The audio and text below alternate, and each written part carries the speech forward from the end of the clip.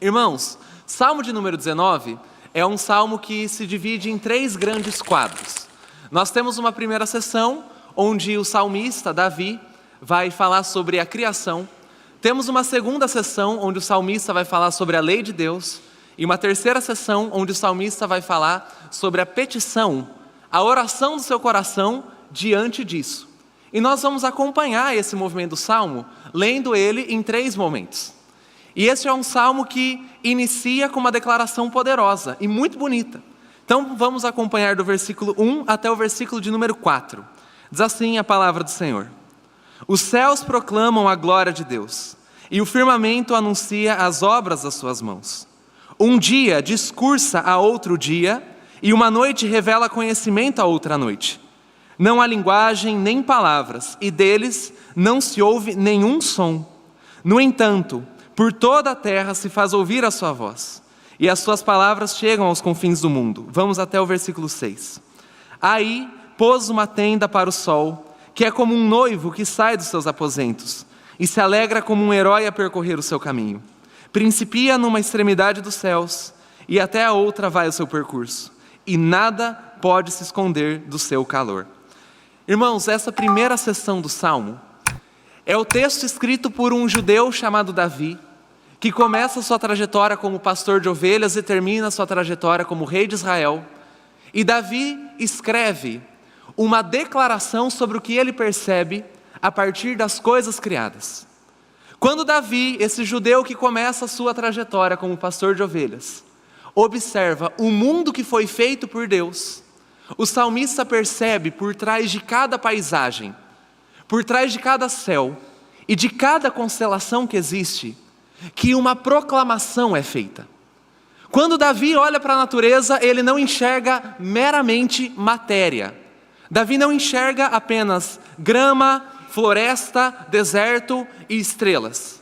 Davi enxerga por trás de toda essa realidade criada um testemunho. E ele vai dizer de forma muito corajosa e muito poética que os céus criados, proclamam, declaram, manifestam a glória de Deus. Isso é algo absurdamente novo em toda a literatura da época de Davi. Irmãos, o que o salmista está dizendo é que a realidade criada é um grande de um orador, que os céus são palestrantes, não da sua própria glória, mas que os céus são palestrantes da glória de Deus. E que cada cenário que é visto no mundo testemunham a autoridade de um outro alguém que é o Criador de todas as coisas. Os céus proclamam a glória de Deus e o firmamento anuncia as obras de suas mãos. E Davi continua de modo muito poético dizendo que um dia, quando o sol se põe, discursa, anuncia a outro dia a grandeza e as obras do Senhor. Um salmista judeu, lá da região mais periférica do mundo, está fazendo uma declaração poderosa. Toda a realidade criada testificam da autoridade de um outro ser de Deus. E essa realidade é um testemunho potente e poderoso, tanto que Davi diz que em toda a terra, em todo o planeta, se faz ouvir a sua voz. Sem palavra, sem som, sem declaração. Quando o sol se põe, e é maravilhoso ver os raios de sol atrás das nuvens, o céu tingido de laranja. Quando o sol se põe, o sol está ali fazendo uma declaração. Existe uma potência maior do que o sol, que criou a realidade. Davi está dizendo que quando o sol nasce e faz o orvalho secar e todo o planeta se encher de luz, o sol está fazendo uma declaração sobre a autoridade do Deus de Israel. E sem palavra, porque o sol não grita, sem nenhum tipo de verbo, toda a criação de alguma forma indica a existência de Deus. Quando os puritanos olharam esse salmo, os puritanos eles entenderam que Deus tinha feito a criação como se fosse um tipo de livro. Um livro onde ele registrou parte do seu poder e parte da sua autoridade. Por isso que os puritanos diziam que Deus tem 2 livros. o livro que está diante de nós, Bíblia, e o livro que está espalhado por onde vivemos, o livro da criação. E o salmista percebeu isso, que a natureza é um testemunho de Deus. Mas não foi só o salmista que percebeu isso. Ao longo de toda a trajetória bíblica, em todo o texto, em cada um dos textos da Bíblia, existe uma menção à criação como esse testemunho do Senhor. Para mim, o exemplo mais notório é quando Jesus Cristo está lá no Sermão da Montanha, falando sobre ansiedade. E qual é o argumento que Jesus Cristo usa para confrontar a nossa ansiedade? Jesus pega um lírio do campo e, ao apresentar o lírio do campo, criação de Deus, Jesus diz: veja o lírio do campo. Eu digo que nem Salomão, o rei mais poderoso de Israel, em toda a sua beleza, chegou aos pés daquilo que o lírio revela. Quando Jesus quer confrontar a nossa ansiedade, ele apresenta o cuidado e a delicadeza de Deus expressos na criação. Porque Jesus, Davi e os autores bíblicos entenderam que a criação de Deus é um grande outdoor, é um grande de um indicativo, uma placa que aponta não para si mesmo, mas que aponta para Deus. Os céus revelam a sua glória. Isso significa que em toda a natureza há um testemunho, e que cada homem que já viveu neste planeta ouviu essa declaração da glória do Senhor. Se a gente for parar para pensar, os gregos, eles tinham um altar a um Deus que eles não sabiam o nome, porque eles sabiam que algo estava por trás dessa realidade. Cada cultura foi confrontada com esta proclamação: alguém está por trás da natureza. E tem uma história, irmãos, que é muito, muito difícil da gente comprovar 100% dela, muito difícil mesmo, mas em grande parte ela aconteceu. Veja só isso. Aqui na América, lá para 1300, tinha um povo que eram os Incas. Alguns irmãos já ouviram falar deles. E os Incas tinham um imperador de nome bastante curioso, Pachacuti. Não é um nome para você pôr no seu filho, nem no seu pet, é um nome muito diferente, é difícil falar. E esse Pachacuti era Inca e adorava o deus Sol, que os Incas chamavam de Inti. E um dia, Pachacuti estava ali fazendo seu culto ao deus Sol, e de repente ele percebeu que uma nuvem estava vindo, e ele fazendo seu culto ao deus Sol. E ele começou a acelerar o passo, porque a nuvem ia cobrir, e aí o deus Sol não ia ver o culto dele. Só que a nuvem não só cobriu, aquele dia inteiro ficou cheio de um céu nublado, e o deus Sol se escondeu de Pachacuti. E ele entrou em crise de fé. Porque esse imperador Inca começou a pensar: o Deus que eu adoro some como a nuvem, desapareceu. E se eu precisar da ajuda dele num dia de chuva? Aí eu não tenho apoio.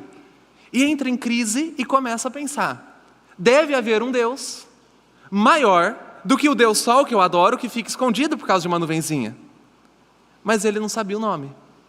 E Pachacuti começa a introduzir no mundo Inca um culto a um Deus estranho, um Deus novo que eles não conheciam. O que essa história mostra para a gente? Primeiro, observando a natureza, observando o mundo que Deus criou, uma proclamação existe por trás. Há uma autoridade sobre todo o cosmos. Existem digitais de Deus espalhadas sobre a natureza que revelam uma autoridade dele. Contudo, essa história desse imperador Inca de nome estranho nos revela também que, se a natureza revela as digitais do Criador, a natureza não faz uma coisa, não revela sua identidade e nem seu nome. O livro 1 que Deus escreveu, o livro da criação, é um livro maravilhoso, onde cada lírio e cada constelação declaram a sua glória. Mas o livro 1 que Deus escreveu, o livro da criação, não indica a sua identidade. Deixa suas digitais, mas o RG de Deus não aparece quando o sol se põe ou quando o sol nasce. Contudo, nós não estamos lendo o livro dos Incas. Deus deixou um outro livro, que é aquilo que nós chamamos de revelação escrita, ou, de modo mais comum, Bíblia. E o livro chamado Bíblia, isso que nós chamamos de Palavra de Deus, foi dado não aos Incas, não a Pachacuti, mas foi dado a Davi, foi dado aos judeus. E o livro da revelação completa e expande tudo aquilo que a criação demonstrou. Se os céus declaram a glória de Deus, a revelação que vem das páginas da Bíblia apresentam a identidade do Deus de Israel. E Davi tem consciência disso. Quando Pachacuti, imperador inca, olhou o cosmos, se confrontou com a realidade de que havia um Deus que ele não sabia o nome. Um Deus maior que o sol, maior que tudo. Mas Davi tinha algo que este imperador não sabia. Davi tinha o caráter deste Deus Criador expresso nas páginas da Bíblia. Por isso que ele vai para a segunda sessão. E a segunda sessão está ali no versículo 7 até o versículo de número 11. Diz assim a palavra do Senhor. A lei do Senhor é perfeita e restaura a alma. O testemunho do Senhor é fiel e dá sabedoria aos simples. Os preceitos do Senhor são retos e alegram o coração. O mandamento do Senhor é puro e ilumina os olhos. O testemunho do Senhor é límpido e permanece para sempre. Os juízos do Senhor são verdadeiros, todos igualmente justos. São mais desejáveis do que o ouro, mais do que muito ouro depurado, e são mais doces do que o mel e o destilar dos favos. Além disso, por eles se admoesta o teu servo, e em os guardar há grande recompensa. Veja só o salmista. Ele viu por trás da natureza uma pregação acontecendo. Quando o sol se põe e quando o sol nasce, Deus está sendo revelado. Mas o salmista fazia parte de um povo chamado povo da aliança. E o povo da aliança foi aquele onde Deus escolheu revelar quem Ele é e qual é a sua natureza. E onde Deus faz isso? Através daquilo que foi chamado de a lei do Senhor. A lei do Senhor, de Gênesis até onde na época de Davi tínhamos o registro, até os Salmos. A lei do Senhor expõe tudo que Ele é e toda a sua identidade. Então não são digitais apenas que Davi conhece. Davi conhece o RG de Deus, porque Deus deu a sua identidade ao povo de Israel. E quando o povo de Israel recebe a lei do Senhor, eles são colocados ao acesso de algo que não tem comparativo. A lei de Deus e o testemunho de Deus, a Bíblia de Deus. Irmãos, esse livro não encontra paralelos em nada da literatura humana. O povo de Israel foi colocado diante de letra divina. Por isso que Davi vai dizer sobre a lei do Senhor de forma extremamente bonita. Ele olha para a lei do Senhor, não como às vezes a gente olha para Levíticos, vendo um livro um pouco maçante para a gente passar na leitura bíblica do ano. Ele olha para a lei do Senhor com os olhos cheios de poesia, porque ele percebe o que está diante dele. É palavra de Deus. Por isso que Davi, ele vai colocar alguns atributos à lei do Senhor que a gente percebeu. A primeira coisa que Davi diz é o seguinte: a lei do Senhor é perfeita. Segunda coisa, a lei do Senhor é fiel. A lei do Senhor é reta, é pura, limpa, verdadeira e desejável. Irmão, se a gente for aprofundar o que Davi quer dizer com cada um desses atributos colocados à lei de Deus, o nosso coração começa a entender por que é que os olhos de Davi têm poesia quando ele olha para a lei do Senhor. Ele começa dizendo: a lei do Senhor é perfeita. Isso significa que não existe falência, ou erro, ou engano na lei que Deus deixou registrado. Irmãos, nenhum povo da antiguidade pensava em descanso. Os egípcios, por exemplo, trabalhavam todos os dias da semana, todos os dias do ano. Mas a lei do Senhor definiu que haveria um dia de descanso para que as pessoas renovassem suas forças. A lei do Senhor é perfeita no que diz respeito a trabalho e existência. Irmãos, nenhum povo da antiguidade tinha o cuidado de cuidar das crianças com afeto e zelo. Mas a lei do Senhor diz: ensina a criança no caminho, enquanto ela cresce, enquanto ela se desenvolve, para que quando ela for velha não se desvie. A lei do Senhor é perfeita em relação à criação de filhos. Nenhum povo da antiguidade tinha um sistema de perdão tão bem elaborado quanto o povo de Israel. Mas a lei de Deus, nós encontramos o testemunho de que o coração do Senhor é recheado de graça e que Ele é apaixonado, desejante pelo perdão e pela misericórdia. A lei do Senhor é perfeita. Não existe na lei que Davi conhece um único erro ou uma única falência, mas também é fiel. Porque a lei do Senhor faz o que se propõe a fazer. O que a gente sabe sobre a lei do Senhor? que a palavra de Deus, quando pregada, não volta vazia, mas como a chuva rega a terra e faz aquilo pelo qual a palavra foi enviada. A lei do Senhor é fiel. Não houve uma única pessoa que aplicou a lei do Senhor e encontrou infidelidade em Deus. A lei do Senhor é perfeita, a lei do Senhor é fiel e reta é a lei do Senhor. O que isso significa? Significa que a lei de Deus não é pervertida por aquilo que foi colocado no coração humano pelo pecado. A lei de Deus é padrão para todas as coisas. Davi percebeu isso. Mais do que ver na lei um conjunto de mandamentos de sim e não, Davi viu retidão, a retidão de Deus exposta naquilo que ele colocou. Olha o que a lei de Deus diz: ame ao Senhor teu Deus de tudo que você é e ame ao próximo. Irmão, qual que é o erro disso? Não tem erro. A lei do Senhor é reta e serve de padrão, mas também é limpa, porque ela não tem nenhuma dificuldade de ser aplicada ou entendida. É limpa no sentido de que as crianças em Israel eram edificadas pela lei, e os adultos de Israel eram ensinados pelo mesmo texto. A lei do Senhor não é filosofia complexa, que você precisa fazer uma pós-graduação para entender. Irmãos, e não é só em Israel que isso era perceptível. Hoje nós temos relatos de irmãos nossos que ouviram o evangelho de um rádio que tinha a Bíblia, e a partir daquilo entenderam o que o Senhor Jesus fez na cruz e se converteram. Não houve pós-graduado que foi explicar para eles o que significava propiciação. Mas a lei do Senhor é limpa. A lei do Senhor não tem a sujeira que a filosofia humana carrega. Davi percebeu isso. E a lei do Senhor também é verdadeira, não mente, e ela é mais desejável do que o ouro. Olha os atributos que Davi está colocando à lei de Deus. Se a gente comparar Davi com as Bíblias empoeiradas que nós temos na nossa casa, a gente se surpreende. Davi olha para a lei de Deus com desejo. A lei do Senhor é mais desejável do que o ouro, é mais doce do que o mel. Irmão do céu, olha como ele observa o testemunho do Altíssimo. É maior do que o ouro. Se você perguntasse para Davi o que ele preferia, a riqueza das nações, a glória dos povos ou a lei do Senhor, ele vai responder como ele coloca lá no Salmo 84: prefiro estar às portas da casa do meu Deus, a habitar perpetuamente nas tendas da iniquidade, porque a lei do Senhor é tudo isso que ele descreveu.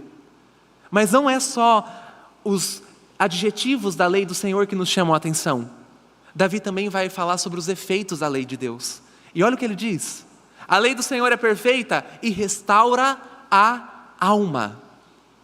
Aqui a gente pode se colocar do lado de Davi, porque o que ele está dizendo é que a lei do Senhor, o testemunho de Deus, esse testemunho tem o poder de pegar a alma que está no pó e jogar essa alma para cima, erguer o abatido, consolar o ferido, encorajar o amedrontado. E a gente já viveu isso. Irmãos, quantas vezes nós, em cenário de profunda e íntima angústia, estamos ali com a alma colocada no chão, mas de repente o Espírito Santo traz à nossa memória que o Senhor é o nosso pastor e nada nos faltará, e de repente uma coisa maravilhosa acontece na alma do crente. Aquele verso, o Senhor é meu pastor, nada me faltará, parece que aquele verso injeta vida no coração que está no chão. A lei do Senhor restaura a alma. Quantas vezes eu e você fomos colocados no pó, e uma pregação que expôs a lei de Deus nos jogou para a glória do Senhor, porque é isso que a lei do Senhor faz. A lei perfeita restaura a alma, mas mais do que isso, dá sabedoria aos simples. Davi foi o maior dos reis de Israel. Davi nunca fez ciência política. Da onde Davi tirou sabedoria? Sabedoria é diferente de inteligência. Sabedoria no cenário bíblico tem a ver com saber conduzir a vida como Deus quer que ela seja conduzida. Como é que Davi, que nunca fez John Knox, conseguiu aprender sabedoria? Davi, enquanto cuidava de ovelhas, meditava na lei do Senhor, e Deus encheu o coração de Davi de sabedoria. Pequeno adendo, faça John Knox, tá, irmãos? Porque ali a gente aprende a lei do Senhor também. Mas a Bíblia dá sabedoria ao leigo. aquele que nunca teve formação. E de repente você vai conversar com aquela senhorinha simples, que todo dia coloca o joelho dela no chão, que todo dia de manhã abre o texto bíblico. E você vai conversar com aquela senhorinha simples, que não fez mestrado e doutorado, e leva para ela um conflito. E aquela senhorinha que aprende na escola da Bíblia a viver a vida, te dá um conselho que é mais valioso do que qualquer coisa que você podia ler. Porque Deus dá sabedoria pela sua lei. E aí a gente sabe também que os juízos do Senhor, como a gente viu, são retos e alegram o coração. Alegram o coração. A alegria é uma das coisas que a gente mais persegue na vida. E Davi está identificando uma fonte que alegra o seu coração e a sua alma. A lei do Senhor. A lei de Deus. Essa lei faz Davi cantar. Já parou para pensar, irmãos? Que os crentes são os únicos do mundo que têm um livro inteiro de música no seu livro sagrado? Os muçulmanos não têm um livro inteiro dedicado a canções. Os budistas também não. Mas quando a gente vai para os crentes têm um livro inteiro sobre canção, que são os salmos. Por quê? Porque a lei do Senhor alegra, e o crente cheio de alegria faz o quê? Canta.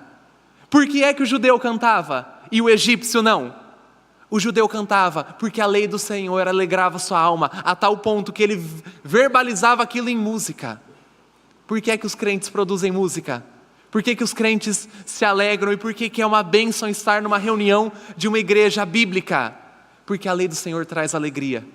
E quando os crentes se reúnem, a coisa é diferente. Irmão, até o velório do crente é distinto.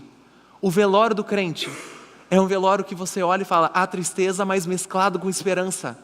Por quê? Porque a lei do Senhor alegra a alma. Também a lei do Senhor ilumina os olhos, clarifica o caminho. O que o próprio Davi escreve?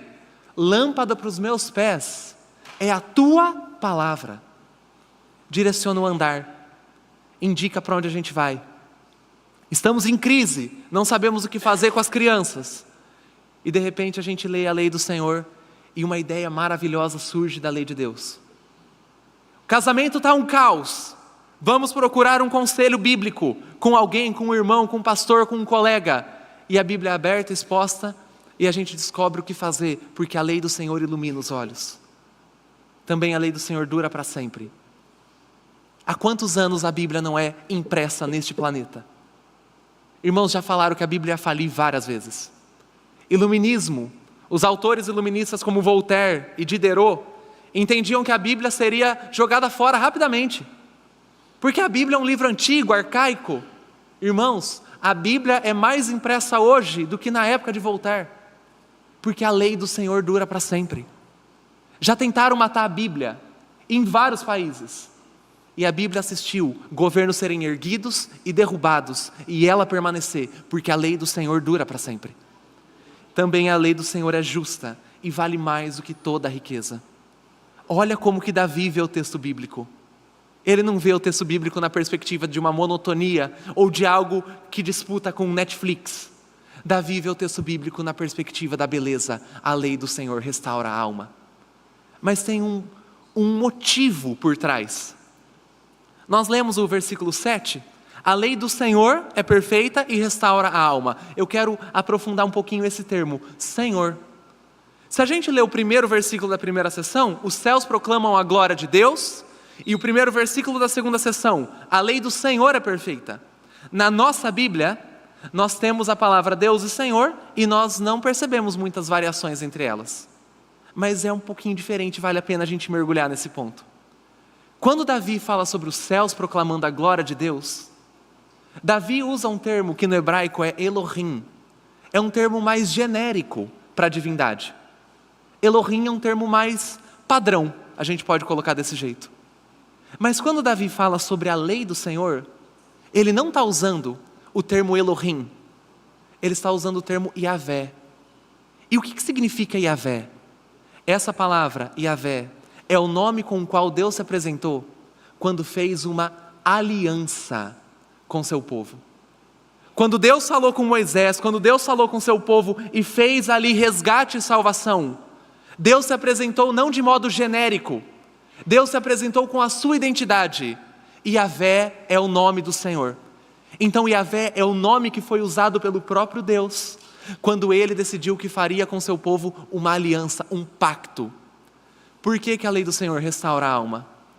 Porque a lei do Senhor não é lida vazia. O Deus que fez um pacto com os seres humanos que Ele salvou, este Deus dá à lei o poder para que ela cumpra o que ela promete. Então por que a lei do Senhor é limpa? Por que a lei do Senhor limpa os olhos? Porque ela não é só texto.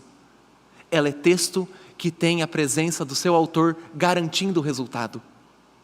Davi vê que quando ele está em aflição e lê que o Senhor é o pastor dele, ele realmente acompanha o Senhor pastoreando o seu coração. Porque o Deus que entregou a Bíblia não é um Deus, entre aspas, genérico.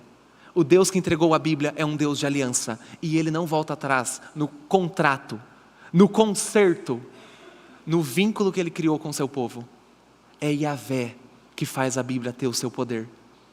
E aí, diante disso, vamos para a última sessão, ali do versículo 12 ao versículo 14. Quem há que possa discernir as suas próprias faltas?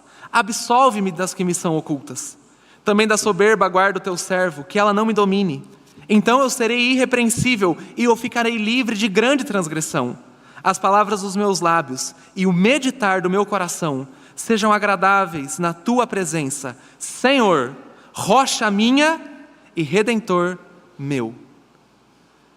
Diante da lei maravilhosa, diante do testemunho dos céus, e esses dois livros de Deus, onde o testemunho da criação e o testemunho da lei declaram quem Ele é, qual é a oração de Davi?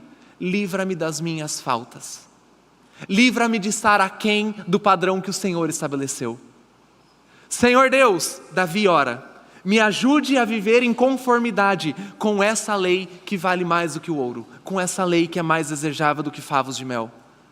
Qual que é o último quadro que a gente percebe no Salmo? É Davi implorando ao Senhor, Senhor, me ajude a viver em parceria, conformidade, adequação à tua lei. Irmãos, isso aqui é muito bonito, porque mostra para a gente um princípio. Davi observou a lei de Deus com tanto apreço e tanto zelo, que ele não queria ficar aquém da lei, ele queria estar em conformidade com a lei. E ele ora que o meditar dos meus lábios, do meu coração, te agradem, Altíssimo. Que o meu coração não seja encontrado distante do Senhor, mas que a forma como eu medito no texto bíblico esteja em harmonia com a validade e o valor deste texto. Deus me ajude a alcançar o nível que o texto bíblico tem. A oração de Davi é: Deus, me conforme a tua santa palavra. E olha como ele termina: Senhor, rocha minha e redentor meu. Davi começa dizendo sobre o Deus que é proclamado nos céus. Mas quando Davi termina o Salmo, não é o Deus dos céus, apenas distante. É o Redentor dele. É a rocha dele, onde ele apoia, onde ele segura. Então é um salmo de muita intimidade, onde Davi está falando com seu Deus. Deus, me ajude a estar em conformidade com o seu texto. Porque o Senhor não é apenas o Deus que fez os céus, é a rocha minha e o Redentor meu. A partir disso, irmãos, de um salmo tão bonito, que fala sobre esses dois livros de Deus e sobre essa oração do salmista, eu quero destacar 4 pontos. 4 pontos simples da lei do Senhor. E o primeiro deles é que isso aqui, que está diante de nós, cada página e cada vírgula da Escritura, irmãos, não é livro comum ou literatura básica. Isso aqui não é Senhor dos Anéis, Crônicas de Nárnia, isso aqui não é filosofia, isto é livro dado por Deus, é testemunho do Altíssimo. Irmãos, esse livro que está diante de nós, a Bíblia, que muitas vezes fica empoeirada na nossa casa, na nossa prateleira, esse livro derrubou N coisas ao longo da história, porque nós estamos diante de texto profético, bíblico, inspirado. O que está na sua mão, o que está debaixo de você, do seu braço, quando você vem para a igreja, foi palavra que derrubou Júlio César e os imperadores romanos, pervertendo toda a lógica da época e constrangendo as pessoas ao arrependimento. O que está diante de nós, o nosso colo aberto, é a Bíblia que fez com que Roma caísse aos pés de Jesus. Mas não só Roma. O que está diante de você é texto incomum, não é texto básico. É um texto que vale tudo. Sabe quantas pessoas venceram drogas porque o texto bíblico as apoiou e elas conseguiram derrubar o poder do crack? Sabe quantos casais foram reconciliados porque o texto bíblico é lei do Senhor e converteu o coração do cônjuge à esposa? Irmãos, quantos impérios e governos viram a sua população mudar porque o texto bíblico não é palavra comum? Nós estamos diante da revelação do Altíssimo. Estamos diante daquilo que foi escrito, inspirado pelo Espírito Santo. Irmãos, a Bíblia tem testemunhado, e a história também tem testemunhado, impérios, povos, reis, nações, que não conseguiram se manter de pé quando o texto bíblico foi escancarado. Na Idade Média nós tínhamos religiosos completamente perversos, gente que vendia a salvação. Foi pelo texto bíblico de Romanos que Lutero expõe a falência desse modelo religioso e de repente tudo o que estava acontecendo é revolucionado, porque a Bíblia tem poder. Ela não é texto comum. Irmãos, quantas vezes corações inteiros estão quebrados e a hora que o texto bíblico é escancarado, a vida volta a existir. Nós não estamos diante de palavras simples, estamos diante de texto profético, maravilhoso, que faz com que os céus e a terra valham menos do que cada letra que está aqui escrita. O que sustentou os apóstolos? O que sustentou os mártires? O que sustentou e sustenta o movimento missionário? A promessa e a riqueza que é exposta no texto bíblico. Então nós não estamos diante de livro comum. Essa é a primeira aplicação que a gente tem. Você tem na sua mão o testemunho que alterou o curso da história várias vezes e que permanecerá mesmo quando os céus e a terra forem colocados para fora e uma nova criação for feita. Mas a segunda aplicação é que este livro foi dado por Deus, Yahvé, Deus de aliança, Deus que se relaciona com o seu povo. Então este livro deve ser lido nessa perspectiva. É livro para ser lido em aliança com Deus. O que eu quero dizer com isso aqui? Irmão, a Bíblia não deve ser lida fora da relação de aliança com o Deus de Israel. Isso significa que a Bíblia não deve ser lida como amuleto de promessa, que a Bíblia não deve ser lida como pílula terapêutica ou como postagem de Instagram. A Bíblia tem que ser lida num vínculo de aliança com o Deus de Israel e Yahvé. Por quê? Porque é nesse contexto que ela foi colocada para nós. É nesse contexto que a lei foi revelada. Então eu e você não lemos a Bíblia como um mero exercício intelectual. A gente lê a Bíblia para ficar mais inteligente. Eu e você não lemos a Bíblia como um mero exercício de consolo para aplacar a nossa consciência. Eu e você lemos a Bíblia dentro de uma perspectiva de aliança. O que está aqui é voz de Deus e compete a nós cumprir o que está aqui. A Bíblia não é para ser lida como um amuleto. A Bíblia não é para ser lida como meramente um passatempo. A Bíblia é para ser lida como voz de Deus dada por Yahvé, que compete ao seu povo obedecer. Por que é que Davi experimentou o Senhor sendo bom pastor, conduzindo mesmo no vale da sombra da morte? Porque quando Davi estava no vale da sombra da morte, ele não só ouviu o testemunho bíblico, mas aplicou. E aplicado o texto bíblico, ele experimentou a aliança com Deus e Deus sendo o pastor de Davi. Então você não deve ler a Bíblia como meramente um passatempo. Ela é o livro da aliança. Então se nós lemos a Bíblia, nós já temos que chegar ao texto com a seguinte prerrogativa na nossa cabeça: vou ler para obedecer. Vou ler para aplicar, para colocar ele na minha vida, para que ele ocupe os meus ossos. Irmãos, como que o texto bíblico faz uma analogia de si mesmo? A Bíblia diz que ela é comida. A Bíblia diz que o testemunho do Senhor é alimento. Quando você come, aquilo que você come passa a fazer parte de você. Ocupa os seus ossos. Vai para a sua célula. A Bíblia tem que ser lida desse jeito. Que as palavras, os princípios, a mentalidade bíblica ocupe o tutano do nosso braço. ocupe a identidade das nossas células e que ela seja o recheio do nosso corpo. Ela tem que ocupar a gente. Não é só ler a Bíblia na perspectiva de quem está passando o tempo. É ler a Bíblia na perspectiva da aliança. O que o Senhor falou, que eu coloco em prática, porque Ele é o meu Deus, meu Senhor, minha rocha, meu libertador. E aí a gente aplica. Só para a gente poder dar um exemplo, irmãos. Teve uma época da minha vida que... A gente sempre tem umas épocas que a gente está meio assim com Deus, né? Normalmente são as épocas que a gente peca muito e não quer assumir. Teve uma época dessa na minha vida. Irmãos, isso faz uns 10 anos. E eu era muito mais tonto do que eu era hoje, irmão. Você imagina, então. E aí, eu precisava me reconciliar com Deus, mas não queria por causa do orgulho. Falei assim, vou me aproximar do Senhor, sem me aproximar do Senhor. Não estou em aliança com Ele. Não estou humilde para pedir perdão, não estou aqui disposto a dobrar meu joelho. Então vou fazer o quê? Eu vou ler um monte de coisa da Bíblia, um monte de artigo bíblico, vou ler o texto bíblico, mas eu não vou falar com Deus. Não vou falar com Ele.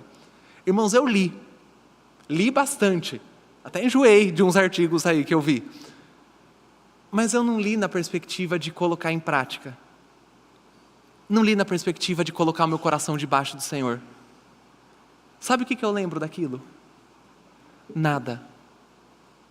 Porque o texto bíblico não é para ser lido como exercício intelectual.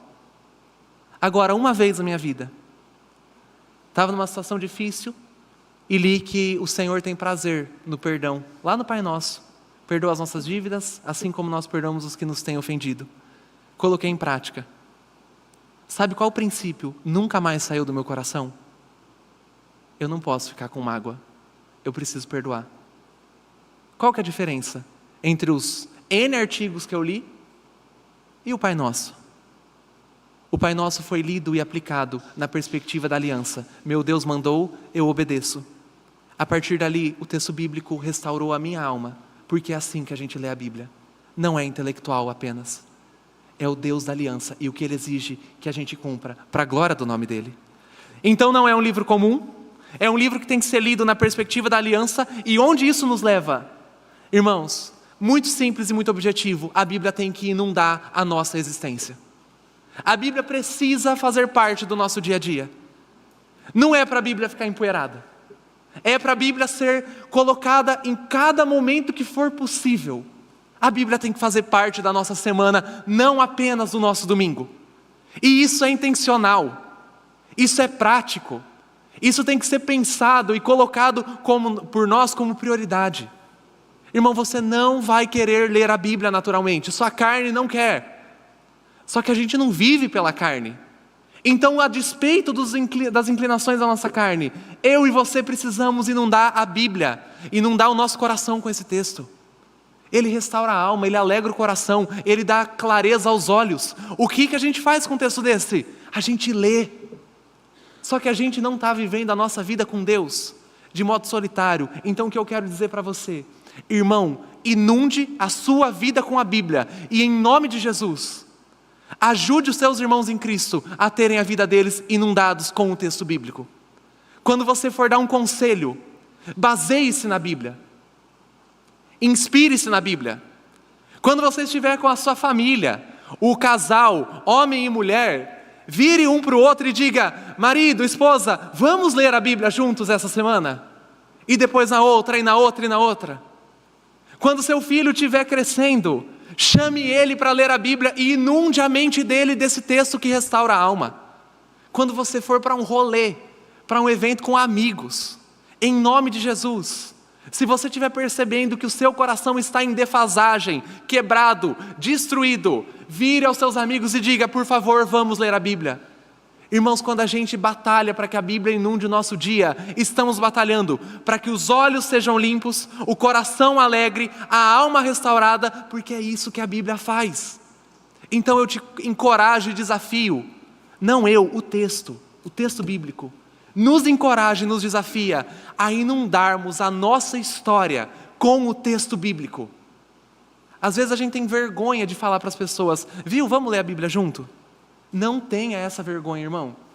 Vira para o seu irmão, seu marido, sua esposa e peça: vamos ler o texto. Volte ao texto. Esse texto tem poder, gente. Quando a reforma aconteceu, depois de anos que a reforma já tinha mudado toda a história europeia, Lutero já velho, chegam para Lutero e perguntam: Lutero, você tem dimensão do que você fez? E Lutero fala: não fiz nada, a palavra fez tudo. A palavra. Spurgeon dizia que a Bíblia é como um leão. Você só tem que abrir a jaula para que ela faça seu efeito. Então, se a Bíblia faz tudo, se a Bíblia é como um leão, em nome de Jesus, abençoe a nossa igreja, inundando a sua vida e a vida dos seus irmãos com o texto bíblico. Quando for aconselhar alguém, abra a Bíblia. Abra a Bíblia. Ela tem derrubado poderes inimagináveis, só pela palavra, porque o Deus da aliança atua por trás de cada versículo do texto. Irmãos, por fim, quero que a gente observe o seguinte: qual que é a oração que Davi faz depois dos 2 livros que ele apresenta, o livro da natureza e o livro da revelação? Davi ora e diz: que o meditar dos meus lábios seja agradável a ti. Livra-me das minhas faltas, me conforme ao Senhor, me conforme ao texto. Sabe o que isso mostra para a gente? Você se conforma e busca se adequar àquilo que você julga ser mais valioso do que o ouro. Você se conforma e busca se adequar àquilo que é mais doce do que o mel. Para Davi, o que era mais doce do que o mel, o que era mais valioso do que o ouro? Cada página da Bíblia. E para a gente? Irmãos, não se engane, eu e você estamos sempre nos adequando à nossa riqueza. Sabe quem falou isso para a gente? Jesus Cristo. Onde está o seu tesouro, ali estará o quê? Seu coração. Onde você encontrou valor, ali você vai pôr a sua alma, ali você vai inclinar o seu coração, ali você vai meditar dia e noite. E Davi teve a bênção de colocar o coração dele num tesouro que tem durado as eras, que tem durado os séculos, que é o texto profético. E a gente? Queira Deus que é a primeira IPI de Bauru, que nós, povo do Senhor, queira Deus que o nosso tesouro seja o seu texto, seja a sua palavra. Que o texto bíblico seja visto em todo o valor que ele tem. E que esse valor nos impulsione a nos conformarmos ao texto bíblico. Que mais do que o nosso orgulho pessoal, a humildade de Jesus seja o nosso valor e que a gente se conforme a essa humildade. Que mais do que a nossa busca por riqueza, o reino do céu seja o nosso valor e que a gente busque e corra atrás desse reino. Que mais do que qualquer filosofia humana ou sistema de pensamento, que o texto bíblico seja mais valioso do que tudo na nossa alma. Que Jesus seja o nome sobre todo nome e que cada página da Bíblia nos seja interessante. E que a gente se conforme a esse texto radical. Não só em uma área da vida, mas em toda a nossa existência. Irmão, e o que fazer, para a gente concluir, o que fazer se o texto bíblico não for o mais valioso para você, para mim, para nós? A gente tem que orar. Orar e pedir perdão ao Senhor. Orar e falar: Senhor, que o meditar do meu coração, que o meditar dos meus lábios sejam agradáveis a Ti. Livra-me das faltas que me são ocultas. Guarda o teu servo da soberba. Limpa o meu caminho, mas que o meu coração seja agradável a Ti, Senhor meu, Deus meu, libertador meu, Yahvé. No final dos tempos, o que vai garantir, irmão, tudo da nossa caminhada é o quanto nosso coração se aplicou ao texto bíblico. Ele é muito importante. E a gente não precisa esconder.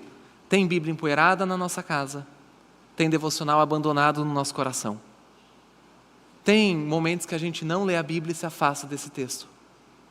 Mas o que a gente aprende com Davi é que ele vale mais do que o ouro. O que você acha que Deus fará caso você volte a ler a Bíblia?